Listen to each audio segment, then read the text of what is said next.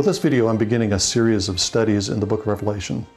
I'm not going to provide a verse-by-verse analysis of Revelation, but I do want to provide a fairly detailed overview of the book and try to give you an idea of how the book should be read in the light of the rest of the scriptures. Revelation begins with a title. It begins with the word apocalypse. In our minds, when we see the word apocalypse, we think of the zombie apocalypse or the end of the world. But we think of that because of the book of Revelation. When John wrote the book of Revelation, because the book of Revelation didn't exist already, that's not what the word meant. The word apocalypse simply meant an uncovering or an unveiling.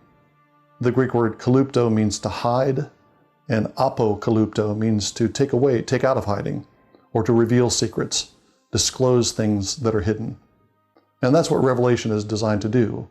Revelation, the title, is a good translation of the first word of the book, apocalypse. That word apocalypse is part of a phrase that begins the book, the apocalypse of Jesus Christ. That phrase is ambiguous. It could mean that Jesus Christ himself is disclosing secrets, that he's telling things that are hidden. Or it could mean that Jesus Christ is himself the thing that is hidden, who is being disclosed and unveiled in the course of the book. We know from John's gospel that John is fond of double meanings.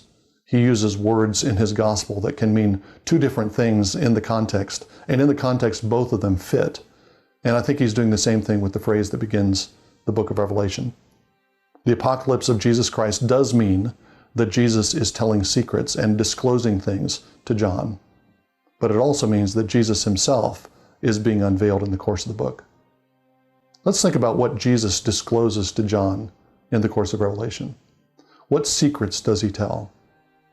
John is taken up into heaven, and Revelation provides us with the most detailed and lengthy description of the workings of God's hidden chambers, the control chamber, the control room of the universe.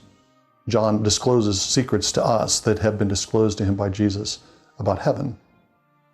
Later in the book, John sees a sea monster, a great ferocious monster coming from the sea.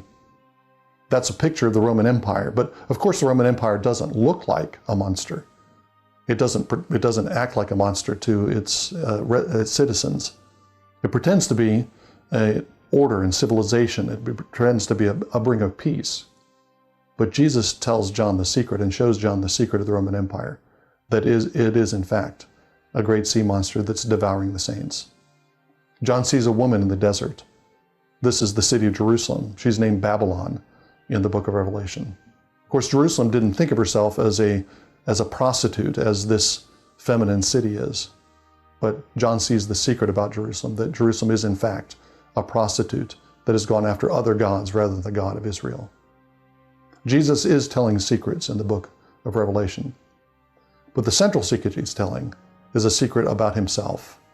And in the next episode of this series, we'll see how the book of Revelation is the disclosure and in the unveiling of Jesus Christ himself.